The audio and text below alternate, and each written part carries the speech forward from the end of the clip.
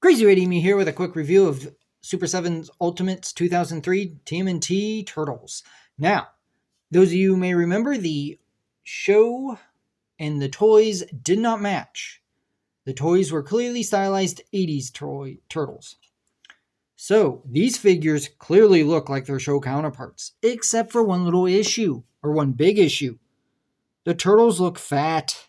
I think the shell is too thick. Like it should be slimmed down. That is a slight problem for me. Also, Donnie's the worst because he has man boobs. I don't know why. Another slight problem I have is with these joints. Mostly the hip joints. They're indented. And the indents are just a little too far for my liking because it's harder to get them into a good pose. Elbow joints are similar, but a little easier to work with.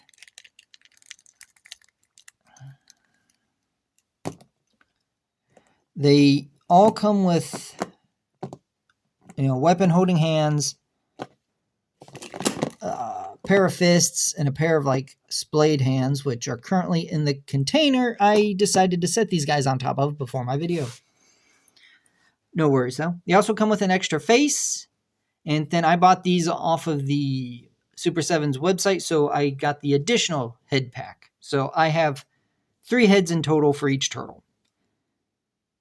Mikey also comes with 2 of these effect parts, so you can either have a pair of chain nunchucks, or a pair of these, or mix and match, whatever, obviously. And Donnie comes with a pair of goggles. Each turtle comes with a T-phone. Raph and Leo don't come with anything extra, besides what I've already mentioned, which is a shame. I think they could have found something in the show.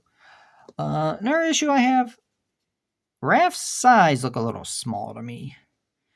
I don't know. Just a little bit bigger, I think would have been better. Maybe it's because if you look at the side where he looks so fat. Anyway. Now, all that said, I still like these figures because we don't have a good set of 2003 turtles that look like their show. So, I'm still happy with these. Hopefully, the joint issues that I have are a little better on their next wave with Shredder, Casey, Foot Ninja, and Master Splinter. One final problem I had, which I almost forgot to mention, is that his upper knee joint was fused. I think some glue from the knee guard got into that joint. I had to dig it out with an X-Acto knife, then drill a hole for a metal pin. So it works now, and it don't look too bad as long as you don't look in there where it's actually damaged where I dug it out. And it seems to hold up all right. So in the long run, it worked out for me, but be aware that that is at least an issue on one of the turtles that happened.